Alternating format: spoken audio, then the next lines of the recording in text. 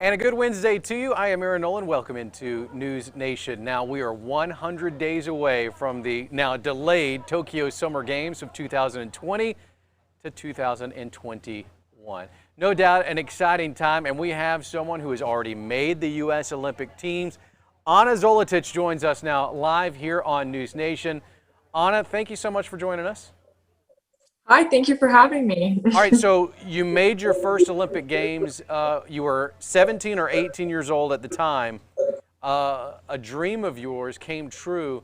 Talk to me about that moment when you realized that you had punched your ticket to Tokyo. Yeah, so when I first realized I wanted to go to the Olympics was probably around when I was like 8 years old, just punching and kicking these paddles and just randomly training. And then when I came to the Olympic qualifier and qualified, I think it was just so surreal. I had no idea. I kind of didn't even realize. I was just like, oh yeah, I just qualified for the Olympics. A week later, it's like I qualify for the Olympics, and everybody's talking about it. And before COVID, we were all super excited for the summer, but since that hit, kind of Yeah, everything kind of stalled, right? We had been talking before we yeah. came on here on News Nation Now about that stall, about the excitement leading up to the Olympics. You're 100 days out. You're a top 10 ranked taekwondo fighter. What does this day, as you look at finally being able to turn the calendar over to less than 3 months to go, is there an extra added excitement because you know that you are just 100 days out? Yeah, it's kind of crazy. I woke up this morning, everybody's like, it's 100 days. I'm like, I know, guys, I've been counting since like 300 days. I've just been keeping track of it. And honestly, it's super exciting. Like my heart beats like every time I do interviews like this, or when somebody mentions it, like my heart rate goes up. I'm excited. I want to go to training. I just want to just be back in the ring. And I'm sure every other athlete in their sports and in my sport are just excited to get out there. And I think 100 days it's not very long, but it's super exciting. So I guess we're all just getting ready to go. I think you're absolutely right. It is an extremely exciting event. We were talking, I've been to the last two Olympic Games, and I remember what the 100-day marker was for me being a journalist going to the Games. I can't imagine what it is like, what it's like for you, an athlete going. Anna, I want to read down some of your accomplishments, and then I want you to kind of put it in perspective with being able to go to the Summer Games. You've won a junior world title. You were silver medalist at the Summer Youth Games. You won a Pan American gold. And again, you're ranked in the top 10 in your sport, globally speaking. But now you can add Olympian on that. How special is it to know that that's a title you will never lose, Anna? You will always be an Olympian. I think it's crazy. Like I'll probably tell you, oh my God, it feels great, but I don't think I've processed it. I think when I'm at the Olympics, I'll be like, whoa, we're here. But I think it's just having to process it. And I'm super young. And when I did accomplish those things, I was a lot younger than all the other athletes that were there and competing. So like having to accomplish those, like it took me a few months to even like kind of process that, whoa, like I'm doing big things. So having the Olympic title under my like name it's amazing. And honestly, I believe my family's proud of me, and I hope I'm making Team USA proud and just pushing the bar higher for everybody else, and hopefully having younger athletes watch me and want to be where I am. So that's what my drive always was, having younger athletes and inspiring them, because I've always looked up to somebody. So I just want to be that light for people. Anna, one thing we know about the Olympics, it is a global event where countries Mhm. come together. You're going to have the opportunity to wear the red, white, and blue for 2 weeks of the Olympic Games. What do you think that pride will be like for you personally, and then your friends and family watching back home in the United States? What do you think their pride level will be like for you? Gosh, it's still unbelievable. Like my parents are not from the US, they're from former Yugoslavia, and they came over here, and we've kind of built a life over here. So everybody wants to be like Team USA, and it's such a big deal. Like I'll go into international events and everybody's like, there's Team USA.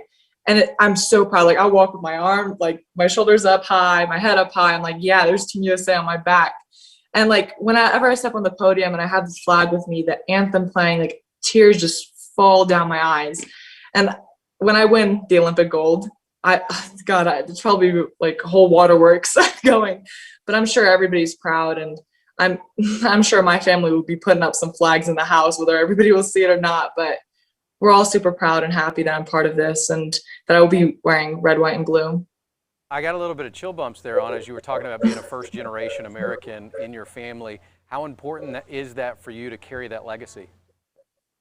Yeah, I mean, it's a lot to think about. I don't think I really think about it that much, but my parents have been in the US for a really long time, and I think just watching their child kind of grow up, and you put your child in an after school program, it's not a big deal. It's like, okay, they're here and they're just working, and then I come from work, pick them up, and let's go. And I don't think anybody really thought, oh my God, Anastasia will be wearing a flag around her and up on the podium and getting to the Olympics. So I think having to carry this is like pretty good. And my sister, hopefully she'll be in like one of the big events for tennis because she'll be a tennis superstar. But I think both of our parents are just kind of pushing us the right direction. And I mean, hopefully I carry on this legacy with my kids as well. I when like we get how to you're thinking so far ahead. You're letting us know what your goals are. I mean, you're clearly wanting to go win a medal. You want to win the gold medal in Tokyo for Taekwondo. But one thing that we have to talk about when we're talking about a delayed Olympic Games is why it was delayed, and that was a pandemic that hit the globe. Yeah. For you right now, and things may change over the next 100 days, but right now, your parents will not be able to go to Tokyo with you to watch you participate in this. How difficult is that, thinking that right now you're going to have to go over there with just coaches? I mean, it was super heartbreaking when we kind of heard the news, and I didn't want to believe it at first because I was like, my parents are my biggest supporters, and I'd want nothing more but to have them there. And when I win, to run up and give them a hug, and like, no matter how old you get, the comfort of your parents is always nice, having them there and supporting and knowing somebody's there for you.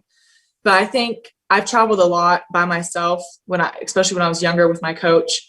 So I think I've kind of gotten used to it. So I don't think it'll be that big of a change, but it's definitely heartbreaking. I think I cried for like 2 days after I heard. I was like, this isn't fair. I want my parents there. I want them to see the accomplishments. Like, I want them there, and I want to see how proud they are, not just do a FaceTime call, but to have this opportunity to go to the Olympics, I wouldn't give it up for anything. So My goodness, just you're push. wise beyond your years, my friend. That's a great answer. I do want to talk about what happened to you about a month ago. We were talking about the opportunity to get vaccinated before you go to Tokyo, and you said you're in a Yeah. holding pattern right now because you actually did have coronavirus. Yeah, so I think our whole team came down with COVID like about a month ago. We're all good now. We've all cleared our quarantine, and we're all no symptoms. We're all good now, and we're all training back as a team. But I think there's like a 90-day wait to get the vaccine, and I just want to get the vaccine so when I go to Tokyo, there's nothing that's stopping me. I'm there, I'm vaccinated, I won't have a positive test. And that way, that's like, I think that's the biggest obstacle for every athlete now, is just trying to stay healthy until then. Because how heartbreaking would it be to pull up to the border and it's like, you can't compete, you can't come in, you have COVID. I don't know what I'd do. I'd probably like, oh God, I want to cry if that would ever happen to me. Like, just talking about it's pretty emotional. But I just want to make sure I go through every stage that I have to, and trying to stay home. And I encourage everybody else to as well, because especially for these Team USA athletes, it's a big deal. And Team USA is amazing, and we have so much potential to win Olympic gold medals. It's crazy. So I think we're all kind of on the same boat, just trying to stay healthy and get vaccinated so that doesn't happen to us when we get there. Well, I promise you, everyone here in the United States will not only be cheering you on, but all of Team USA as they compete Yeah.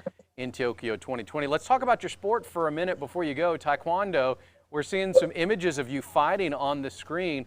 How do you go from such a cool, calm, collected woman to a ruthless warrior in the ring? I feel like I've always had this fire in me ever since I was younger. You take a spoon from me, I will hit you.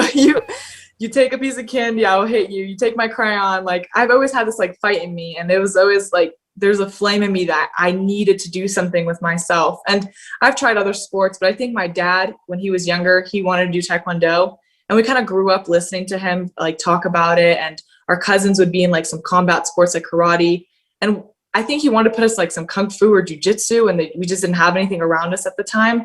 And we found a Taekwondo school, and it kind of just picked up from there. And I loved like all the action and us getting so physical. And when you're young, you're just punching and hitting each other. You don't really know what you're doing, but it kind of evolved from there to me, like for myself, kind of understanding like there's a strategy and there's a game, and kind of understanding the sport. I just kind of fell in love with it, and my drive just grew. So I think that's all it was. Talk to me a little bit about how the scoring works and the finesse involved and the strategy involved for those of us who may not understand the sport that much. How does it Yeah. go? And as we look at you there kicking people in the head, it's more than a fight. There is a strategy involved. Yeah, so every athlete in Taekwondo is different. Some play defensive, offensive game. It just depends down to athlete. Myself personally, I'm more going towards it. I know what I want and I'm going for it. And I've always liked being an aggressive fighter. I think it brings a lot of action and it's cool to watch. And Taekwondo, not a lot of people know about it. You hear about karate, you hear about jujitsu, all those other boxing, you hear about all that. But Taekwondo isn't very common. So I think like having an opportunity to speak to you and kind of get my sport out there is amazing. But it's more of a scoring kind of like every other sport. You score points to the body. A kick to the body is 2 points. If you spin with it, it's 4. If you spin to the head, it's 5. And if you kick them just straight in the head, it's 3 points. Punching is 1. And then there are obviously penalties. You fall, you go out of bounds. So it's always who gets the most points and or a knockout. That's always great as well. Do you like You want to do you go for like the those? knockout though, Anna? Do you like to knock people out? I don't. I don't think I've actually ever knocked anybody out. Probably Okay. one time when I was younger, but does that really count when you're like a red belt and you don't know what you're doing? But I mean, I want to. It's always like a good feeling. You're like, yeah, like that was amazing. Like that shot was spot on. I like it. I like the passion there. We talked a little bit about your goals, and as we wrap up our talk here today on NewsNationNow.com, Anna, first and foremost, you're going to Tokyo in 100 days. When you go, what is the number one thing that you want more than anything? I just want to be an inspiration to people. I'm young and I will be the youngest one at the Olympics, I think, for Taekwondo. And I just want to drive younger people, like my 8-year-old self watching somebody like me. I'd want to be where I am. So I think it's just inspiring younger athletes, whether you're doing volleyball instead of Taekwondo. I just want you to look at me and be like, I want to be there in that position and it can happen. So I think that's my number one goal, and kind of just getting Taekwondo out there as well. You It's not a want very that more than known a medal? sport, so. Do you want that more than a medal, though? I've already figured out I've got the medal. Oh, I thought we were talking about after I win the Olympics, what was the purpose for that? I, I like it. I think that's a great attitude to go with. 100 days away, and you are an Olympian. As we, that's it. What is that feeling like when I say Olympian, Anna Zolotic? Jeez. It's crazy. It's out of this world. Honestly, I don't even know how to answer. I'm speechless. Well, Anna, you have won me over. I think you've won a lot of people over, and we will be cheering for you. Go Team USA, and go Anna Zolotic. Anna, thank you so much. Thank you for having me. I appreciate your time. All right, have a fantastic day, and hopefully this 100 days is no stress and goes by really fast for you, Anna. Very cool. Hopefully. All right, see you later, Anna. Very cool. No doubt we got to follow along. Anna Zolotic, as she is fighting for an Olympic gold medal. She has made the team in Taekwondo for Team USA. Very cool opportunity to speak with her today, and we will be continuing to follow along on the road to Tokyo. All along the next 100 days, we will continue to highlight athletes who are making a difference, who are going to Tokyo. We'll continue to focus on whether or not we're going to have families and friends of these athletes who are able to go to Tokyo. As of right now, they are not allowed to because of what is happening with the pandemic across the globe, particularly in Japan. We're going to continue to follow that right here on News Nation.